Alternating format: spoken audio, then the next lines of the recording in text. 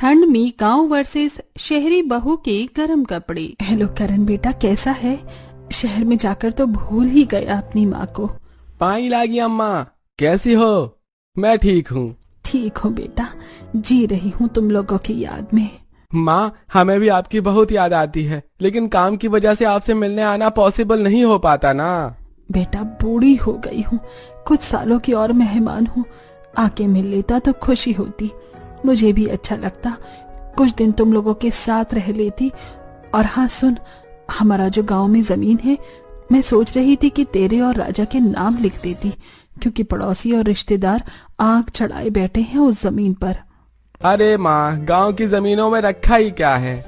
करोड़ों रुपए की जगह है बेटा, मेन रोड पर है। मैं खुद के लिए नहीं, तुम्हारे लिए ही कह रही हूँ।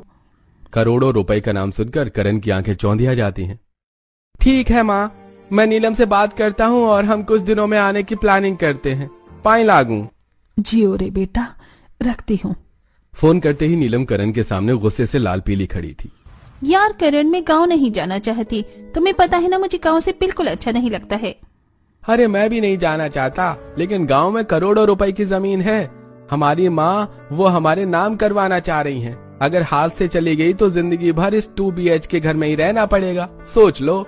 सही कह रहे हो, कोई ना, लाओ 10,000 रुपए। अरे काहे के 10,000 गाँव जाने के?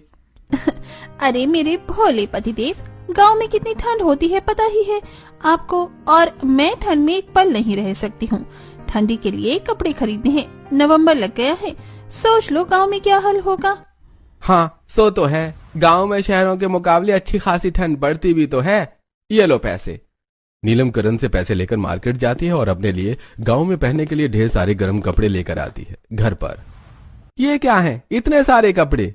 हाँ, गांव में ठंड भी तो जोर की होती है, इसलिए 2 स्वेटर, 2 लॉन्ग कोट, एक पैकनेक स्वेटर, 2 शॉल और मफलर, साथ में एक गर्म जैकेट लिया है, साथ में एक कंबल भी। अरे तुमने डेली पहनने वाले कपड़ों से ज्यादा तो गर्म कपड़े ही खरीद लिए हैं।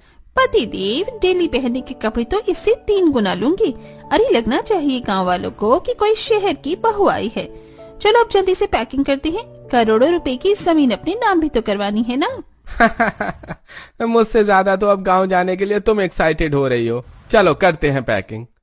यहाँ एक तरफ शहर की बहू गांव जाने की तैयारी कर रही थी, तो वहीं दूसरी तरफ नीलम की गांव की जेठानी अपनी नंद के साथ मिलकर नीलम का स्वागत करने की तैयारियां कर रही थी गांव में। गीता दीदी, आप यहाँ झाड़ू लगा लो, बस मैं गोबर लाकर लीप रही हूँ।